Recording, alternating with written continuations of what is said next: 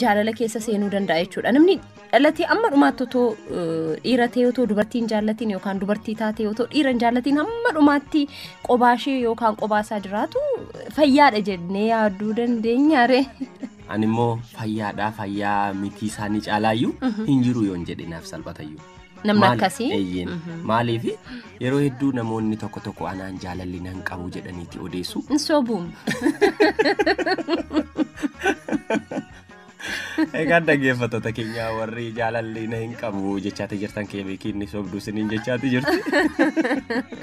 Lakki dhaggeeffattoonni keenya jaalalatti warra amananii tarii namoonni an jaalalli nan qabu jedhanii aadatan kunniin cirumaayyuu jaalala keessa kufanii yeroo isaaniitti jaalala isaanii ibsachuuf illee sodaadhaan qabaman yookaan immoo isaan jaalala isaanii ibsachuuf illee yeroo isaaniitti miidhamantu jira jechuudha jedhee yaada. Sirriidha keessattuu karaa kana dubartoonni yeroo hedduu ni miidhamu.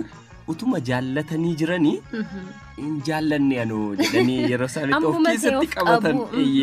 Wanti ukkaanfame kun immoo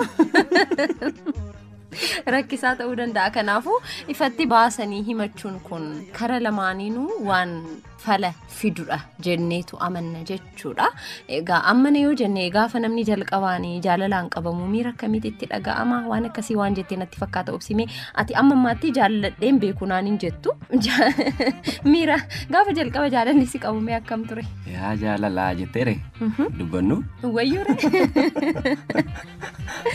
Salomoon Dannaqaatu yeroo waa'ee jaalalaa akkam akka jaalallee nama godhu yeroo inni ibsu jaalala akkam nama godha yaadaan dhiiga namaa hodha jaalalli waan baay'ee nama godha jaalalli ija namaa jaamsa jaalalli of nama jibbiti jedheeti kan inni weellise kanumarraa kaaneeyyuu yoo ilaalle jaalalli keessattuu yeroo jalqaba nama qabummoo nama huuqqisa kan jedhan sunis jira. Anillee huuqqadheen argine yeroo hedduu yeroon jaalladhe irratti huuqqachuu kiyyaan argine garuu yaadaan baduu kiyyaa waan hin arginetti fakkaata. Nyaata faa nama jibbisiisaa hin jedhama. Eeyyeen garuu hedduu nyaatatti garaan jabaadhu beekte ani. Maalumaafuu namoonni akka keenyaatatti garaan jabaan ni jiraachuu danda'u.